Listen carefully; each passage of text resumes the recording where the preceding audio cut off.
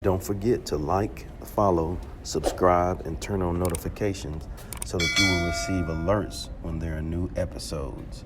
Go get it. That's what I tell them. I've been grinding for so long, I wake up and chase my goals. I go out and I go get it. Hot or cold, that's all I know. I don't succeed, then I don't breathe. Success, what does it mean? If I conquer all my goals, then I'm living out my dream. Dig deep, go out and get it. Success Chronicles. Compete until it's finished. Success Chronicles. Go take care of your business. Success Chronicles. It's deeper than just winning. Success Chronicles.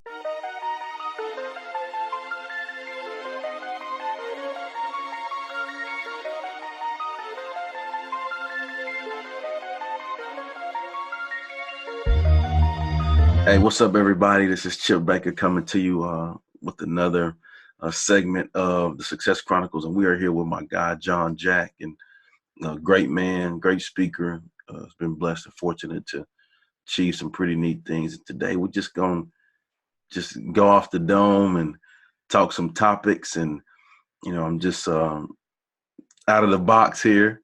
But what we're going to do is I'm just going to say some words and and as we go through, we're just gonna go back and forth on our feelings on that word, and then we'll just go through. Maybe we'll hit maybe 5 or 6 words, and then we'll get you guys some fire content here that based off of our experiences. So first off, man, thank you so much. I appreciate you giving me the time. Yeah. Well, the first word is opportunities. What you thinking on opportunities? You create opportunities. That's one of the biggest misconceptions is most people think that they need someone else to grant them or bless them with an opportunity. An opportunity is what you create. If you look at individuals such as Inky Johnson, who worked for Oprah, and there was no guarantee that he would ever see it. If you look at individuals like Eric Thomas, who was eating out of trash cans. Come on. Look at Jamal King, who was a police officer but has over $10 million in real estate. They didn't wait for someone to tell them it's time to get to that next level. And one of the biggest things that I've learned when I was focused on opportunities, I would get fired because I was relying on someone else, whether it was a job, whether it was doing work towards someone else's dream. Every time that I focused on an opportunity being handed to me, I lost an opportunity. But every time that I said, this is what I'm going to do, I created a space for a new opportunity. So the biggest misconception that I want to leave you with is go after yours and don't waste time waiting for someone else to grant you an opportunity to get to where you want to go. I love that. And I think too, opportunities give you opportunities.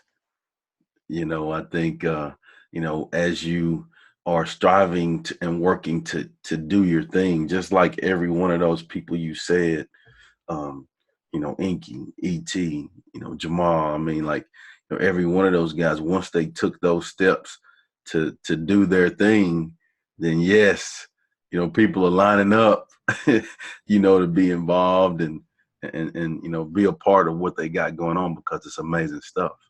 Exactly. Yeah. All right, let's go limits. No such thing. Bam. The biggest thing with this is most times we'll see what someone else has done or someone else has reached, and we'll use that as our ceiling. I actually just talked about this.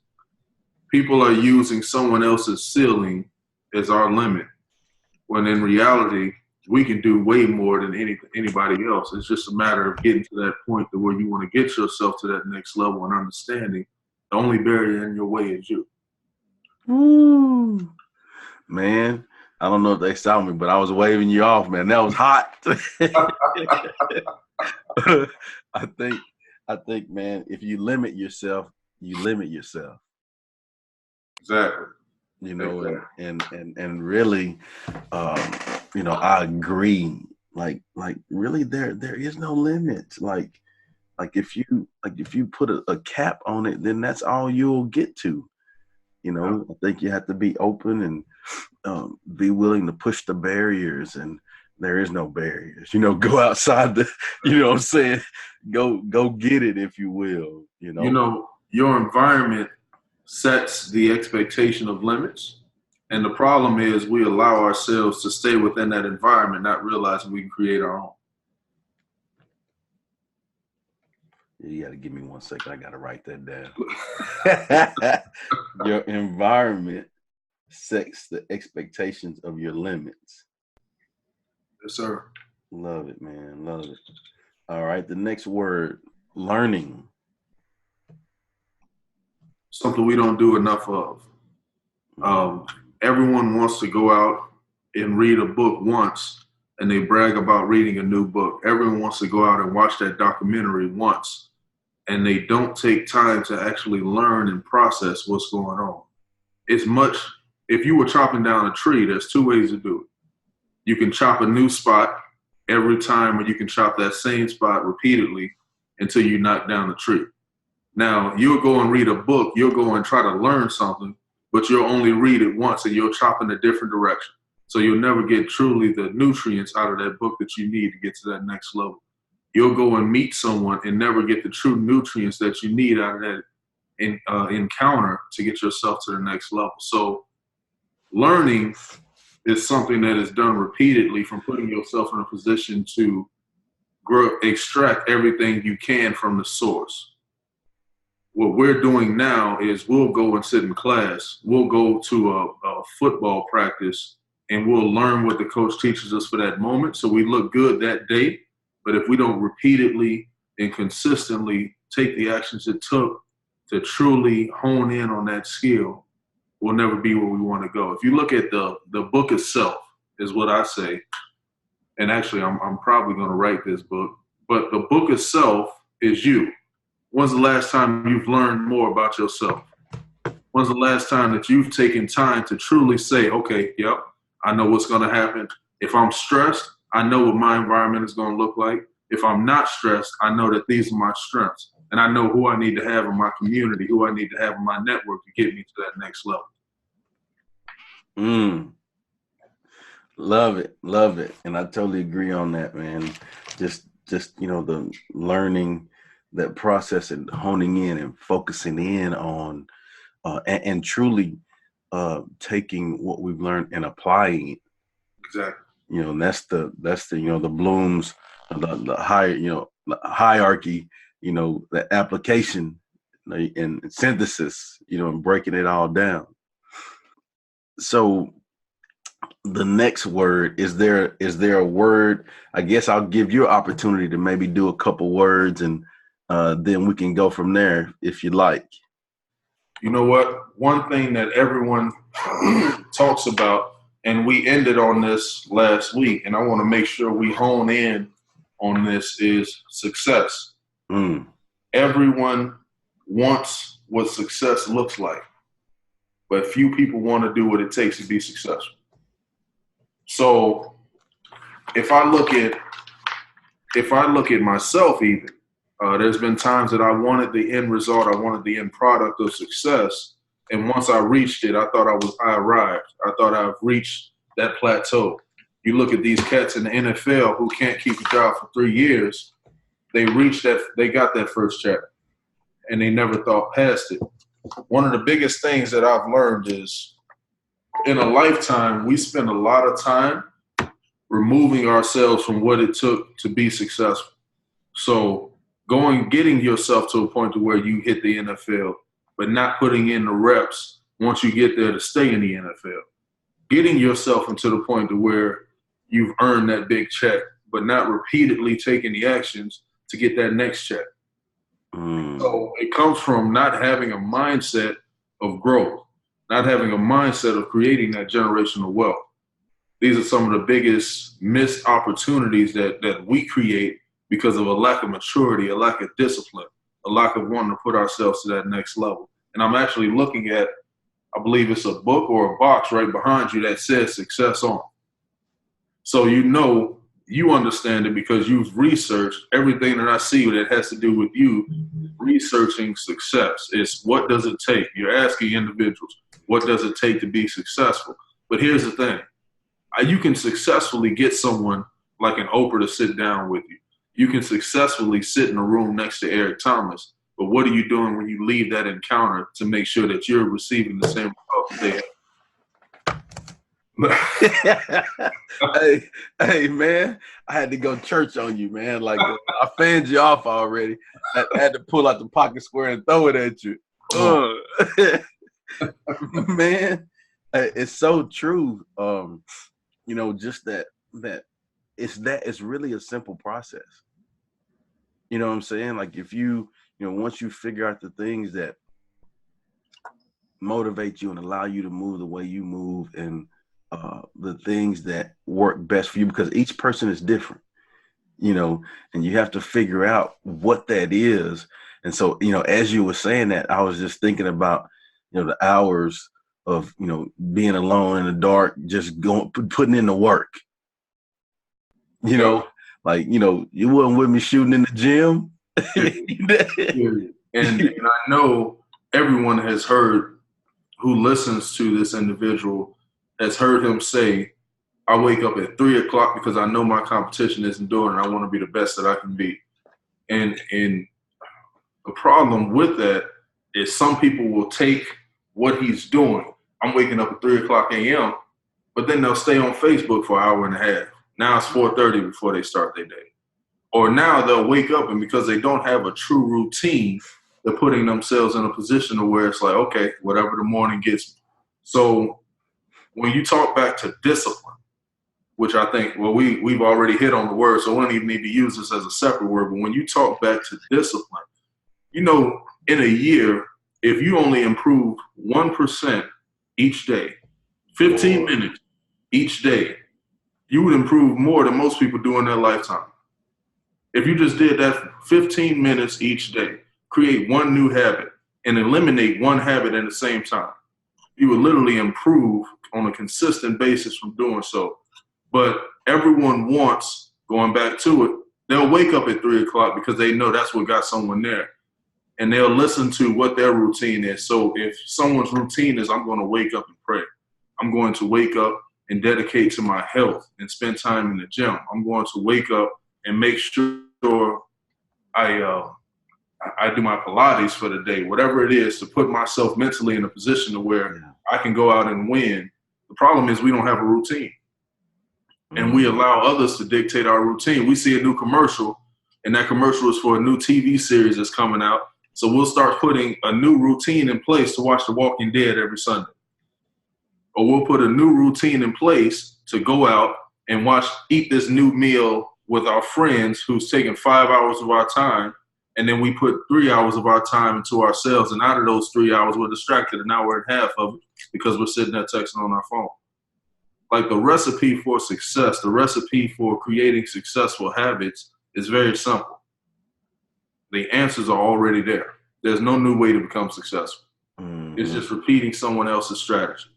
There's a reason that Warren Buffett can buy a Coca-Cola company that's selling 1.8 billion products, raise the price a penny, and come out on top, because he's taken the time to research and learn what it took to get to this company to the next level. That's the smallest change in the world. The answer was in front of the people before he ever bought into the company. The problem is they're not taking the time to research and assess, is this something that can get me to the next level? Man, it made me reflect on, when you talked about routine, and I'm big on that. I think the ultimate compliment at the end of the day, when I go see the big man, if somebody could go to my family and say, man, that dude was consistent. Sure. And so, like, to me, and I think it starts with, looking at your habits and making good choices. I think from there, your habits, establishes your routines. Your routines create consistency, and then, over a period of time, when you have that consistency, you have growth, and then repeat, put the cycle on repeat. Exactly.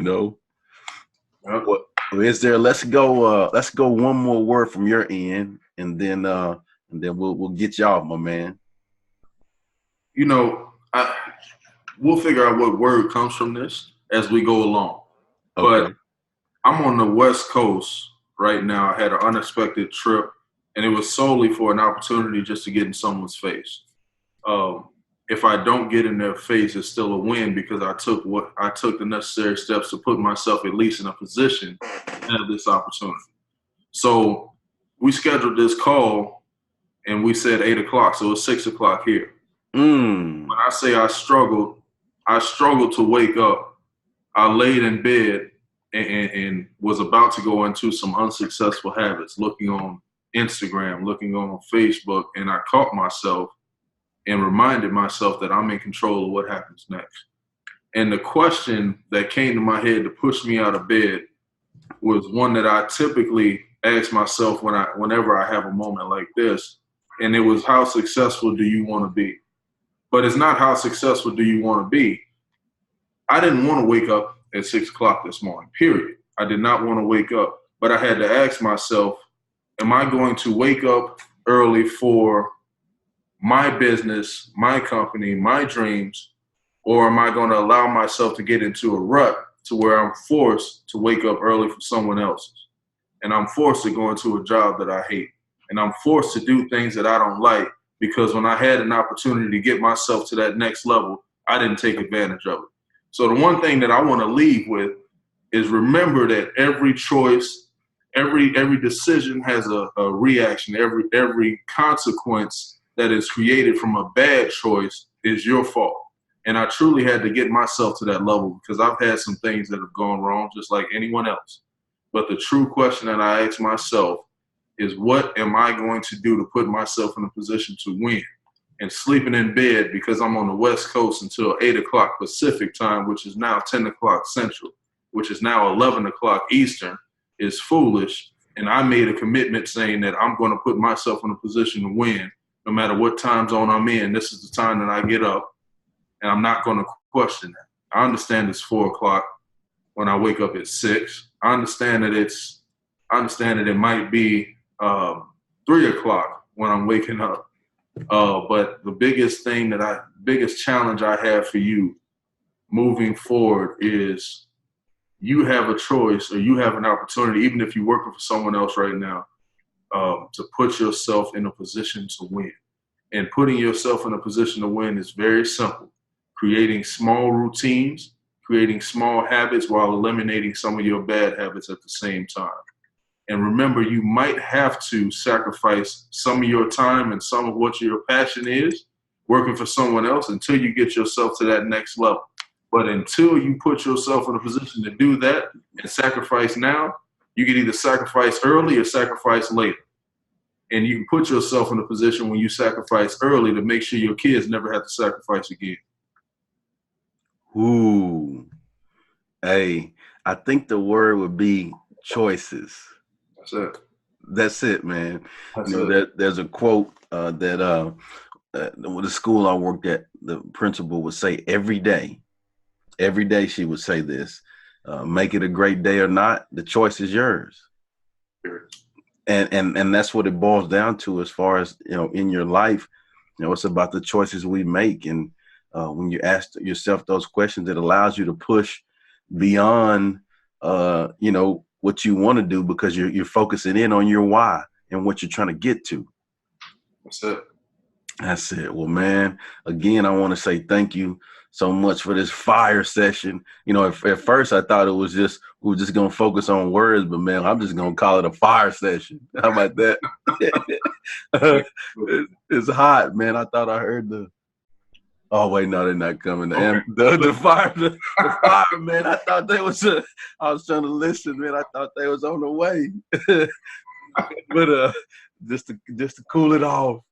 But I appreciate you and your time and what you do, but more than that, how you do what you do, my man. So I'm so thankful. No question, man. I appreciate you. All right. Well, thank you guys for checking out this fire session. We'll see you next time. God bless. Go get it.